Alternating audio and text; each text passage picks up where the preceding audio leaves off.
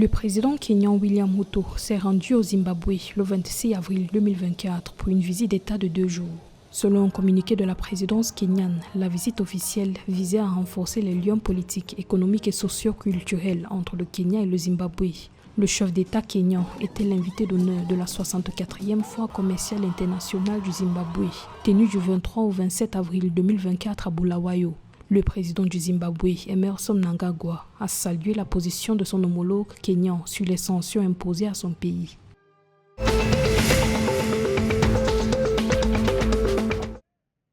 Le gouvernement du Soudan du Sud réaffirme son engagement à organiser des élections générales en décembre 2024. Le 26 avril 2024, le parti au pouvoir, le Mouvement populaire de libération du Soudan, SPLM, a démenti les informations circulant sur les réseaux sociaux selon lesquelles le président Salva Kiir et son premier vice-président Riek Machar auraient convenu de reporter le scrutin. S'exprimant lors d'une conférence de presse à Juba, Daniel Badakbou Rambassa, porte-parole du SPLM, a décrit la nouvelle devenue virale sur les réseaux sociaux comme une rumeur visant à déstabiliser l'opinion publique. Il a déclaré que les élections de décembre 2024 se tiendraient comme prévu.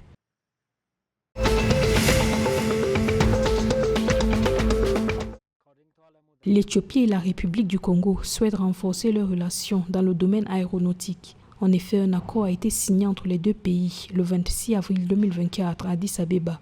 Le ministère éthiopien des Transports a souligné que l'accord n'impose aucune restriction sur la fréquence des vols, les destinations, les droits de transit ou les types d'avions dans le cadre des services aériens entre les deux pays. Pour les deux parties, le partenariat s'inscrit dans la vision de l'Union africaine, permettant aux compagnies aériennes africaines d'opérer librement dans l'espace aérien du continent.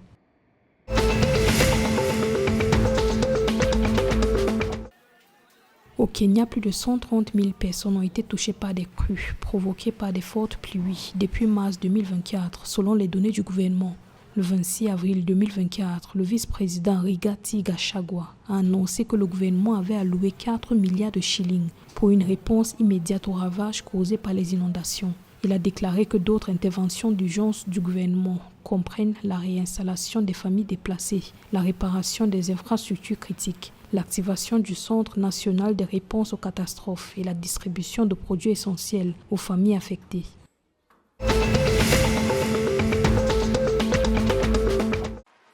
Du 19 au 25 août 2024, le Rwanda accueillera les tournois de pré-qualification pour la Coupe du monde féminine de basketball FIBA 2026, aux côtés du Mexique, a confirmé la Fédération internationale de basketball. Les 16 nations participantes seront réparties en deux, avec 8 équipes à Mexico et 8 équipes à Kigali. Les 2 meilleures équipes de chaque groupe se qualifieront pour les demi-finales, tandis que le vainqueur de chaque tournoi validera son ticket pour les tournois de qualification pour la Coupe du monde féminine FIBA 2026 qui auront lieu en mars 2026.